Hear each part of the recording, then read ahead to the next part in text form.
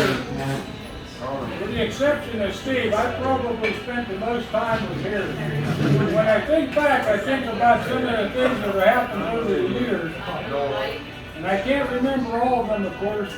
But I remember one day we were playing number 11, Pheasant Ridge.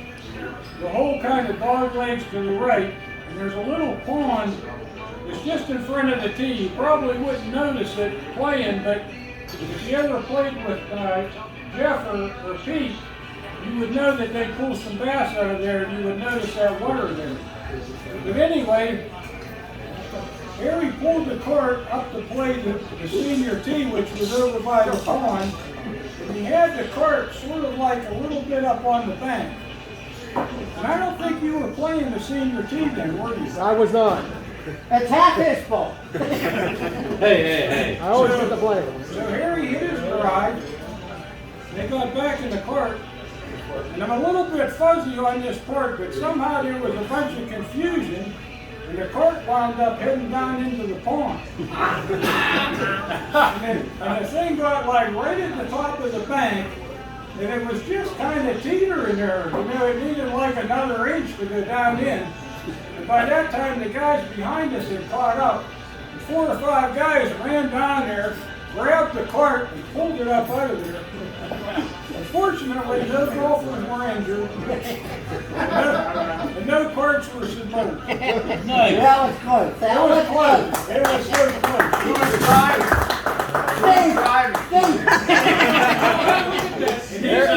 Harry always drives. And even to this day, when that comes up, and it comes up from time to time, these 2 guys both say that the other one caused it. And I think about another time, and I've been playing golf since I was 13 years old. I've seen a lot of shots, a lot of great shots, a lot of crazy stuff. But I think the greatest shot I ever saw in my life was the one that Harry hit on 16. And Pete's not here. Double eagle. Harry Double drop. and thank goodness that he was using the senior's teaser. That wouldn't have been possible. And I know you like to tease him about that. Whoa. But anyway, Harry hit from the senior's tee. He hit right to the 200-yard mark, right at the dog leg. He was on the right side of the fairway. And I was right across from him, probably like 30 feet away. I had the same yardage. We both had like 200 yards. Harry hit a perfect 3-wood. All we could see was this much of the flag. And we knew it was a good hit, and we knew it was on line. That's all we knew. We all hit. We started walking over towards the green, and we heard a bunch of yelling from 17, which runs parallel to 16. And we thought, we heard all the yelling on 17, we thought someone must have got a hole-in-one. Right. And then it was you and Zach. Yeah. They running over. They said We both looked over at the same time and saw it go in the hole. and they said the ball went in the hole. Albatross. And there it was. It was the greatest shot I've ever Greatest seen. shot. And I'm so glad I got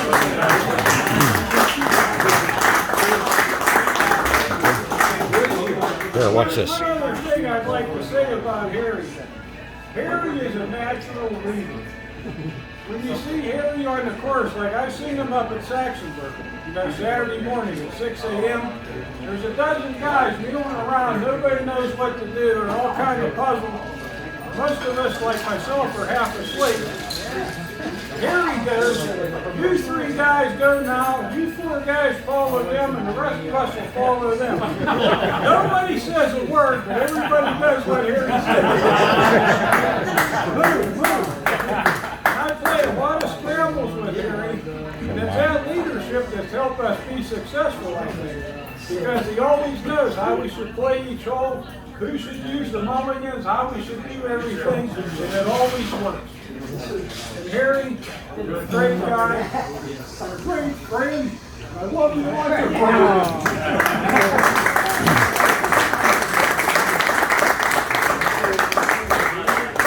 All right, get this.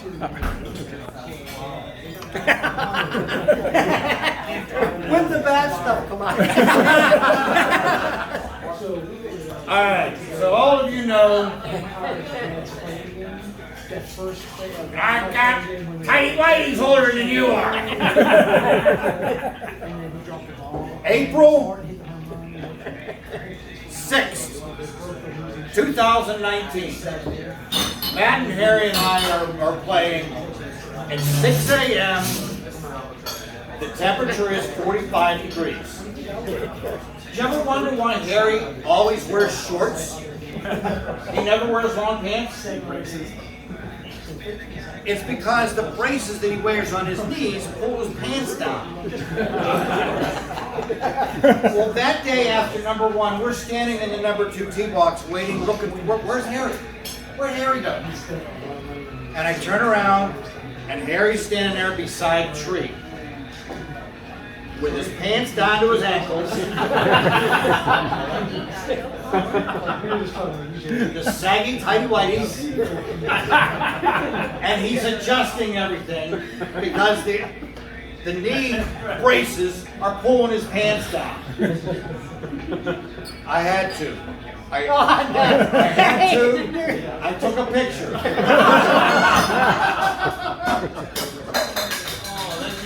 Harry.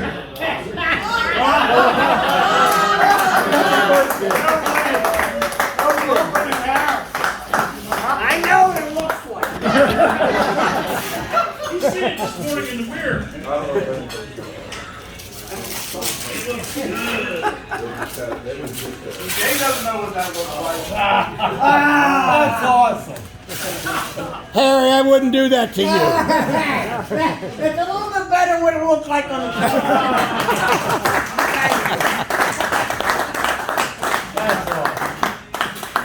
that picture, I know you have on your phone.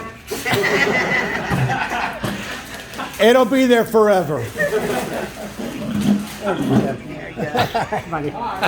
just like to say I've been riding with Harry for about 15 years now in the cart. And Brian, that's why I only hit the ball like 200 yards now, because the ball one round two. He hits every pothole in the course.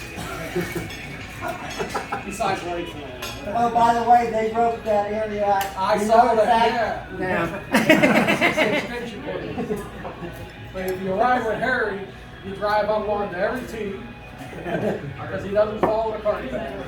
You drive up onto every green and you get yelled at by rangers quite often.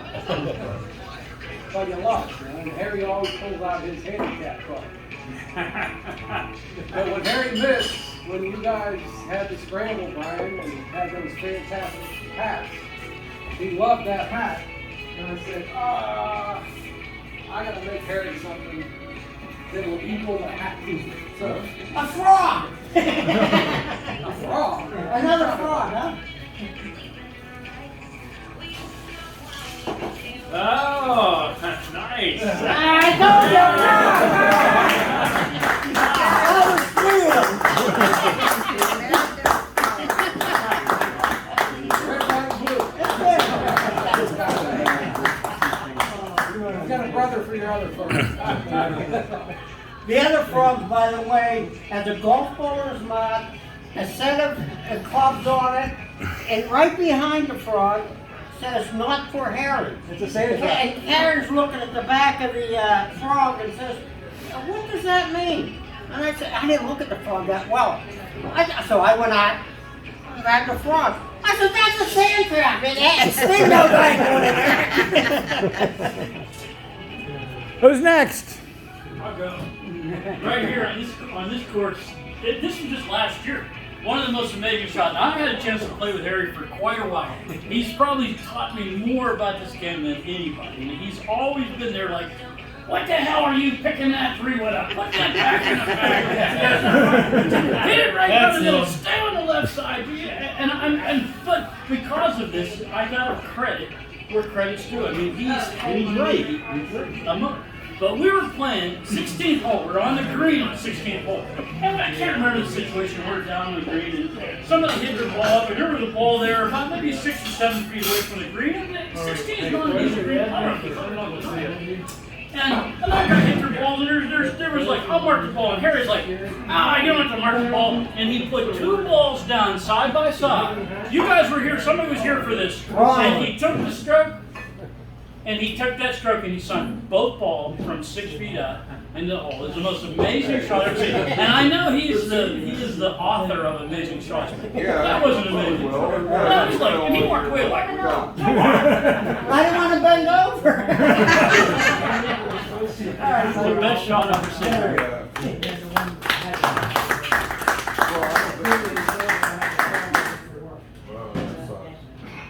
Jay.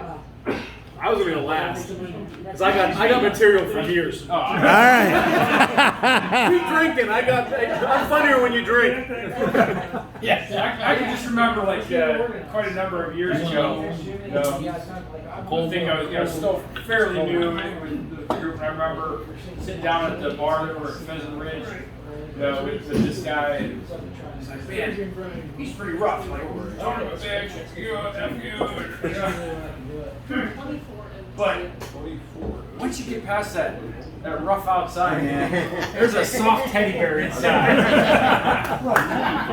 But what I love about this guy here is like, man, he's almost twice my age, and what a golf game he has. And so we were, always pretty even, comparing scores. And boy, the thing about Harry is he really likes to what we call snooker yet. So you think you got a birdie, you got a skin, Harry comes in, he'll undercut you. So every time. Especially if it's Snoopy.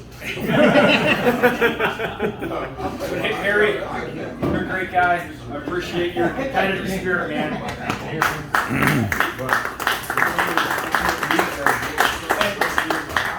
That's why open this now here. I do apologize. I got Al's wife confused with your wife. But you'll figure that out. My wife. Is that camo paper? I can't see it fall.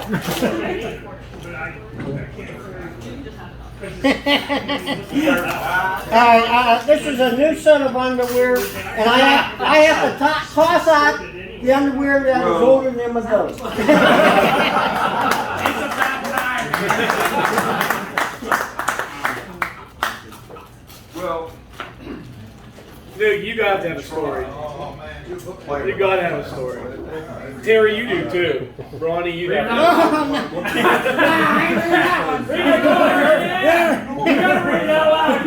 was going to say, what the hell's going on? Save these for when you really want to impress Linda. For a checkup.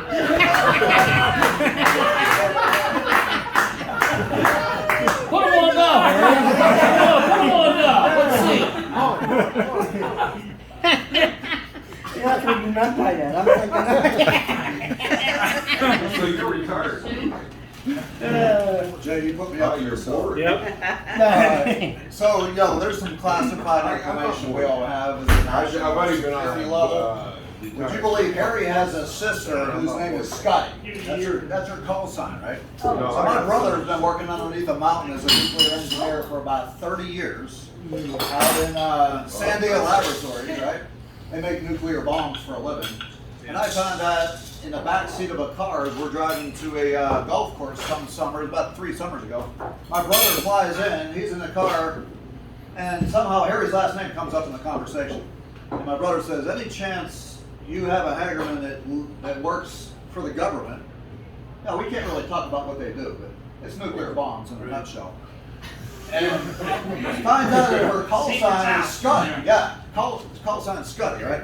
So what's the coincidental thing of me, my brother, him and his sister in a car driving about an hour to a golf course, and we find out we have 2 nuclear engineer bomb experts, defending the country. They're into nuclear bombs, and they work underneath the same freaking mountain for 30 years out in New Mexico. And There goes all those secrets I there goes nuclear submarines to be specific. Don't worry, even the president doesn't know where one of them is. He probably doesn't know where any of them are. He doesn't even know where he is. Yeah, that's for sure. What's the chances? What's the chances of that happening? I also think of what's the chances of meeting up with Harry in the first place and him being generous to buy me my first Yingling beer ever when I got out of the military. We've got this league going at Pheasant Ridge. I'll never forget how, charitable, whatever word you want to put there, generous is the word. Generous he was with buying me Yingling beer. You guys know I can realize it, right? I would tote it. This guy would pay my tab like he's still paying tonight. So of course it was. Well, yeah. So it's totally Ying. And sure enough, I'll never forget the generosity in that. And we're humans. We like to have a beer. We like to wind down. And there's Harry from day one. One of the first guys I met in this league. Buying my Yingling from 2008 up until now. So that was 13 years ago. Thank you for all the Yingling beer.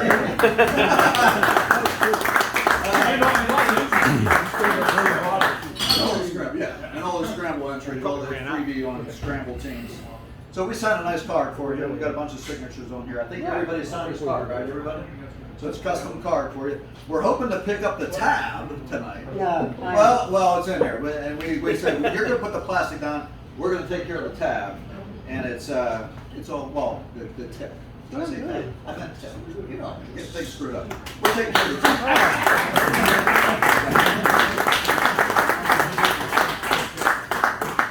That takes care of the tip, not the tab. Sorry.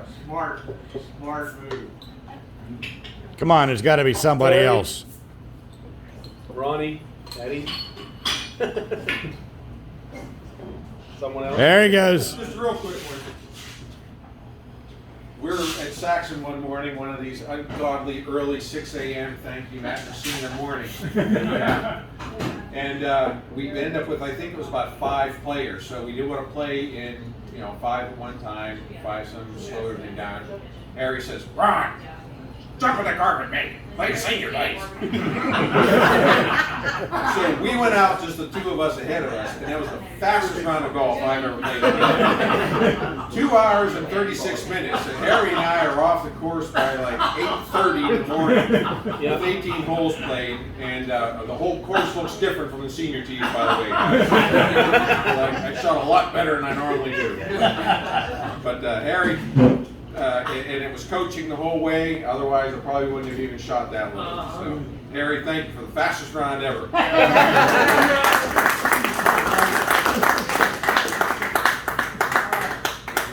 This is sort of the golf story and sort of a not golf story. The golf part of the story is 6 a.m., the ungodly hour at Saxon Golf Course. I'm in Harry's foursome. Every time I'm in Harry's foursome, everyone hits the balls. Harry takes off in the cart, and he finds your ball and he fluffs it up. You never have a bad life in Harry's foursome. He finds your ball, it could be behind a tree, but when you get there, it's not. It's up on a tee almost. So that's one golf story. But I have another story about Harry that talks about generosity and kindness, because this golf league's not just about golf, it's about fellowship and the men in this group. So many years ago, I was in a period of about 7 years where I was struggling with staying with jobs. I was going through all kinds of changes. Life was just shit. And I think I lost a job, or quit a job, and it wasn't working out. And I get a phone call in the evening, and it's Harry. And he's like, "How you doing?" He called me out of the blue, because he heard about it, just to check on me. And actually, I've never forgotten that in all these years. That's probably been 7, 8 years ago, because I've been working for 6 years. So it's probably been 8 years. But Harry is always there for his fellow man. He's always given his heart to us. He cares about us. And you know that. You can see it. Yeah, he's rough around the edges, but like Sue said, he's like a candy. He's like a peanut M&M. Hard on the outside, nice little crusty shell, but he's soft on the inside. And I just want to thank you for your friendship, because you've always been there for me and everybody in this group, and we love you, man. And have 70 more.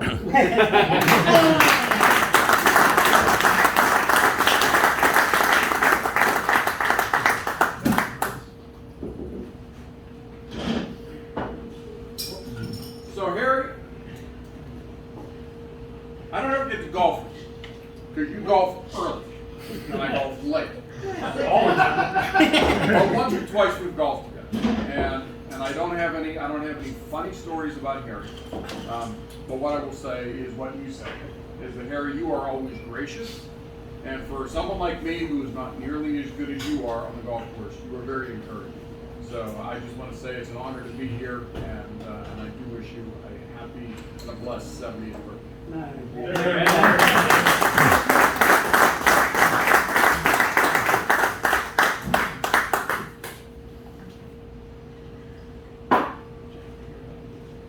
If there's nobody else, I'll take the next hour. I don't have that much room on my phone. Well, good. Some of the stuff we don't want recorded. Skip that stuff. I've known my dad for what, 30, 40 years now, right? Yeah, so that's what's that? Well, ironically, he also has 2 granddaughters, and his tidy whities look like my 2-year-old's diaper. So every didn't have the same design with the diaper there. So basically, I really started seriously playing golf about 2 years ago. But I grew up with it because my dad's obviously been an avid golfer. And from the very beginning, I learned the 3 most important rules of golf, which are, keep your head down, keep your damn head down, and keep your damn stupid head down. Still, I violate those rules at least once or twice around. And I belong to Wildwood Country Club, and the members say that you can probably hear me before you see me because of some of my illustrious. I'm German Irish. I get it out. So how do you sleep at night? I sleep great. I leave everything on the golf course like I left it on the football field. So it can't stay in. So long story short, I took my dad to Wildwood. I think it was last year for the first time in his life, which is crazy because I grew up in Hampton and we live like 2 or 3 miles from the club, and we pass it 1,000 times in our life, and you've never played there except for you're like 68, 69 years old. So we played there. I don't know if you guys have played there, but we have our greens are lightning fast, and they're just, if you're above the pin, you're screwed. Period. So we're on number 9, which is this course right in front of the clubhouse, and the green's like this. There's 2 traps that guard it. I mean, it's an uphill shot. You're screwed. So my dad chips it up on top of the green. So it's a chip down, and you may as well shoot yourself. I mean, it's so, of course, and I understand this in the church, but he's potting, he 4 putts, and he comes off the course. Jesus Christ! I haven't 4 putts since Bay Hill in 1972. And all we heard about the whole round was the 4 putt in the 1972 Bay Hill round. So that was the Bay Hill. Then he learned to hit it off the toe. What's that? Then he learned to hit it off the toe. Then he toe. So I have to say some other funny things. My father growing up was relatively accident prone too. I knew that some people. This is a little bit off the golf course, but I know that he got hit by a golf ball. Twice at Pheasant Ridge. Baseball, golf ball, baseball bat. Yeah. So I do want to talk about one time when I was growing up, getting hit with stuff. This should have been on the funniest of videos a couple times, but they didn't want everything, so we couldn't put it on there. But you guys ever see those 5-gallon buckets from Home Depot? The big orange ones. Yeah. Well, what he would do is, he would keep score. He's an accountant, so he meticulously kept score like it was a pirate game. You know what I mean? He had the little book with the diamonds and the stuff that I don't even know. But he would sit right by the dugout, and he would keep score according to that. Well, I don't know what happened, but one of our guys on the tournament team was warming up the baseball bat, and Dan Rottenham, remember that one? It was at Mars. It was at Mars, yes. And for some reason, this guy our buddy was intent on hitting this home run in this tournament. So apparently he was just waving the bat around, and he thought it was a good idea to clip my dad. I don't know what he did, but my dad just turned one time and boom, he caught him. So my dad's boom laid out on the ground there, and it's better. That's not terribly funny, but he thought he was going to move to a safe location, so he gets up and walks a little bit down. I have no idea what happened, but there was a ricochet ball. Then a couple pitches later, they came right in. It must have hit a post and hit him right in the nuts. That was a bad day. So he was down on the ground, and I mean, at that point, any other man would have just gone home. Right? I'm done for today. I can't see, and I can't breathe or talk. So. But that was an accident-prone situation. Also, speaking of accidents, this is one of my favorite stories. As I was growing up in Hampton, we moved there in Hampton too. My dad used to love putting up Christmas decorations because he got a tradition from his grandfather. He also loves playing around in the yard. I did not inherit either one of those traits. And I'm terrible at golf too, but I like it. So that's the one thing I can do is try to play. But the gardening and the playing around in the yard, grass cutting, landscaping, or in decorating the house at Christmas, not inherited traits for your son. In any event, so my mom and I are inside, and we're I don't know, we're Carving a gingerbread pumpkin. or oh, it's Halloween, I guess. Yeah. So we had a giant Halloween display too. So we're carving the pumpkin, and all of a sudden we hear like this faint knock at the door, and this whisper, and like, oh, so we were like, what happened? So apparently he was trying to tie this giant, like nowadays in the 2000s, it's ridiculous to look at this like house garbage, like this giant plastic, life-size, like 5-foot blow-up pumpkin, right, on the top of our roof. 2020 doesn't make sense, but in the 1990s it was the thing, right? So apparently a gust of wind happened and it blew him off of the roof. And he's laying there on the ground, and I think you broke your rib, didn't you? I'm there for 40 minutes. Right. And then he, as he was telling the story to the doctor or wherever it was, and he's like, well, he goes, you landed on your back. He had a big gash in his head. He goes, well, the ladder hit me in the head too. So he's the only guy that you know gets a broken rib falling on his back, and then also has to get checked for concussion protocol at the same time. But I mean, if this once again, I mean, I feel like the Clark Griswold people don't have any license for stuff you do. Chevy Chase is not going to do. I'm trying to get.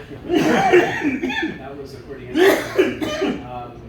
It goes on and You know, on like that. I'm really trying to There's more, but think we're of not a lot going of to other things. I mean, just growing up in the golf family, I remember trying to play golf growing up. I remember when APC started at Pheasant Ridge. I had just graduated from college at Gettysburg, and I know that I played there horribly. I remember trying to play golf and study for the bar exam, and if you think he got there, boom. I played so bad, I can't do both. But you guys were all pretty gracious too, and a lot of the guys that are here tonight, I mean, I've been in my life for the same amount of time as his. And also, if you ever need to know if we're related or not, just stop by his office at work, and it's embarrassingly a shrine to me, which I never asked for. But you know, that's a testament to his character as well. But even growing up, and I remember speaking to the playing rounds of Golf Fast. I remember trying to play in high school and stuff like that. I would go out at 5 o'clock in the morning. And my dad was always like, "Oh, you can play golf with us if you can wake up." We used to go play Rose Ridge when Lenny was alive. And he would have donuts for us. And I remember with Ronnie and 5 in the morning. You try getting a 20-year-old today out of bed at 5 in the morning, it ain't happening. You know, trying to get him out of bed at noon. Right. Long story short, I remember these guys, pretty well, and they were awesome players. But I remember the first time we were playing, it was in Lakeview North, and it was on the first tee box, and you all tee off, and I mean there was dew everywhere. I mean, basically you could barely see the ball. And all of a sudden, I'm like trying to line up my chip because I was excited because I actually got the ball and play at the time.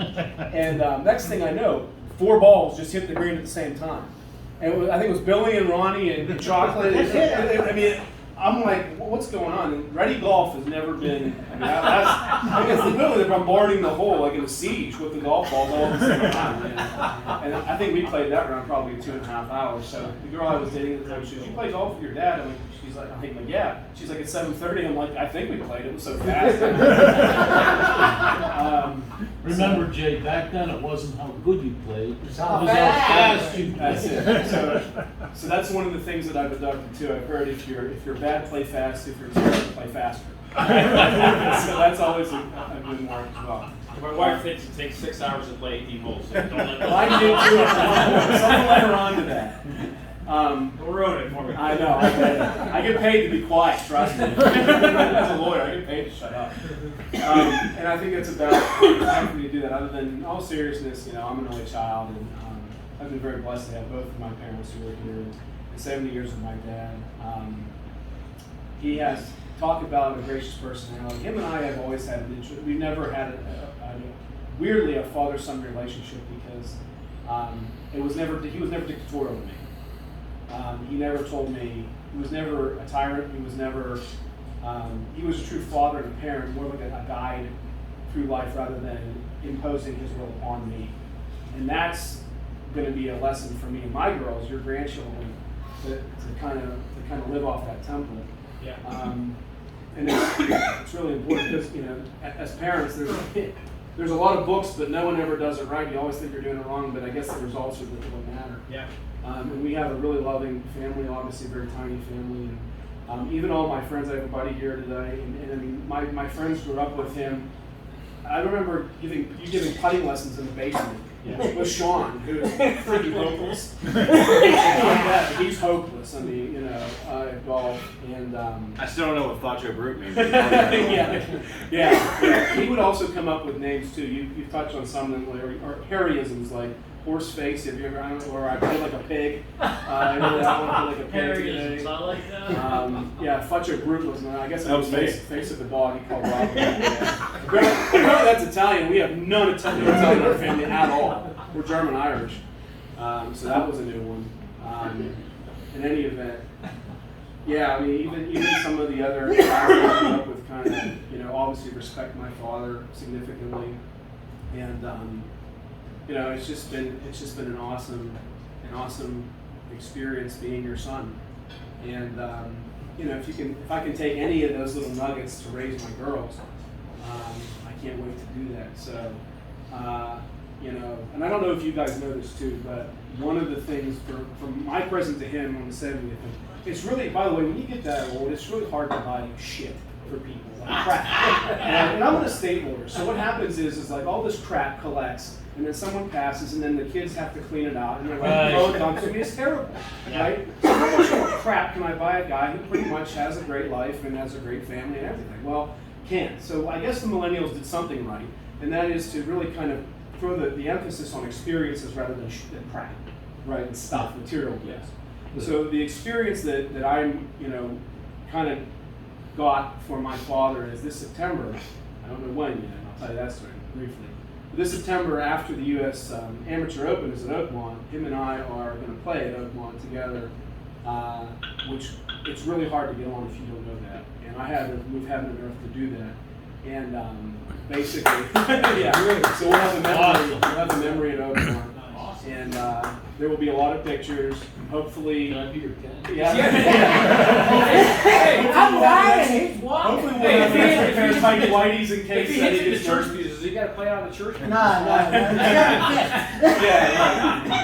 Yeah, basically the joke was that I'm playing from the senior tees at Oakmont. I said, well, without this, you'll probably have to play from the senior lady tees. Hey, we'll move on. In any event, now I know that I'm valid. But Dad, you know that I absolutely love you. You and Grandpa were my heroes. One in a very real sense in service, and the other one in a really, my grandfather was in World War II. It's made this country. People don't recognize it anymore, but he did. And then my father, being a baby boomer, had the stewardship of being a generation. And once the war was won on land, he had to win it in the culture. And he, I hate to say, raised me right, but I mean, everyone has problems, and I'm not perfect, and neither are you. But we got through together, and we have a great family. You have great grandchildren, and I love you guys. So.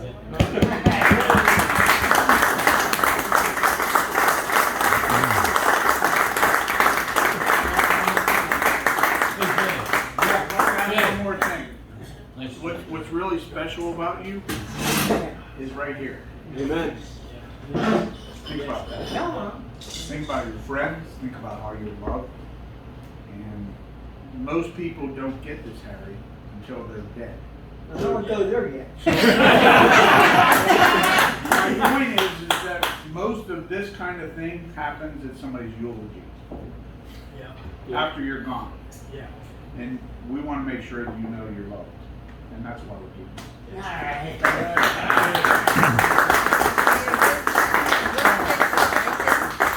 Since Linda isn't here, why don't we hear from Nancy? Well,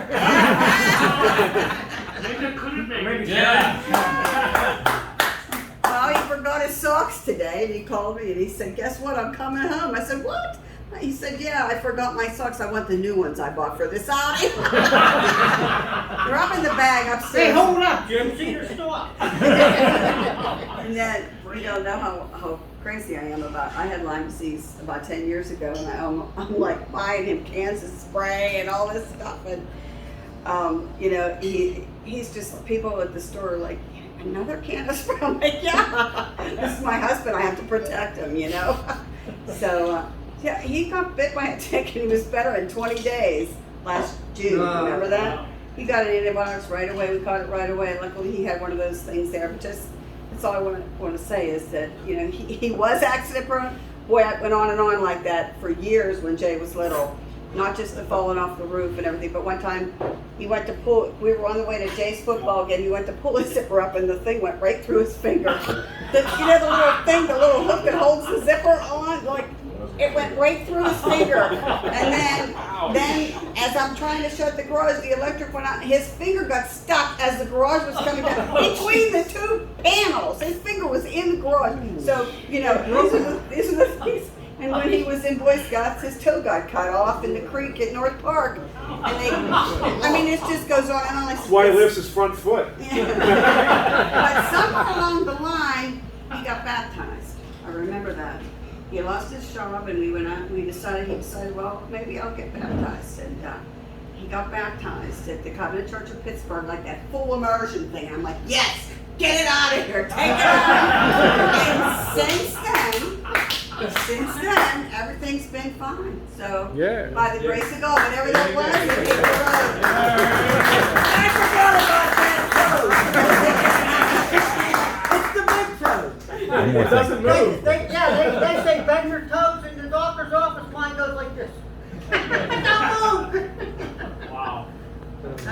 And back in those days, it's not funny. What I did is I was running around North Park and I stepped on this beer bottle in the creek. So I go up with my friend, I wasn't even with my family, I was with his family, okay? And the guy goes to his mother, he goes, he got robbed, he cut his toe. I didn't cut the toe, I cut it off. That lady went nuts. So then they take me to North Hills Passaway. Okay, and those days. So I'm in there. They said, we can't do nothing because you're not 18. So they had to call my family. So they called the family, and my mother was on the line. So they broke it through. The operator broke through and said, we have an emergency call from North Hills Passaway. You have to get off the line. So they called my mother and says, we have your son here. Do we have your permission to stitch him up? That's all they said to him. She had him fit. She comes flying out. And then they take me into the room. And I see the toe over there. I said, I said, put the damn thing back on. In those days, he wasn't tying the ligaments or nothing. They just shoved on and right now you're done. But I just remember the toe. Like I said, the baptism worked. And and the roof with that stupid ladder, that hurt. You broke your roof like that. Jay? Yeah. I'm sorry, you're wrong. Okay. There are I don't get that often. There are things you can buy for a 70-year-old Okay. that are not shit. Oh, I gotta see. Underwear. All right. Something for you to use on the golf course. There you go. Wait a minute, we can all share this up on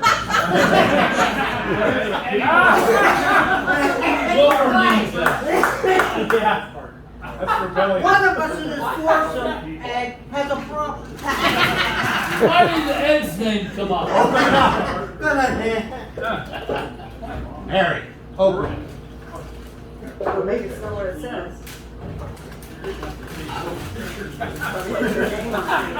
Oh,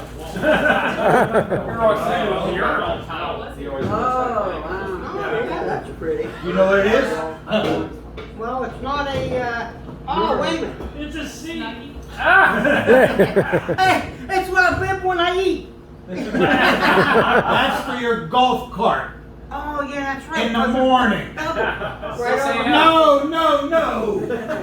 Oh, Some people just don't get it, do they? over the handles. Over the handles. All right, me now. You're always putting a blanket over the door? Six Towels, no towels. Now you have All a. right, that's good. Oh, I got some. All right, partner. I'll golf with you Sunday. He's not a lot on it. Instead of a urinal, just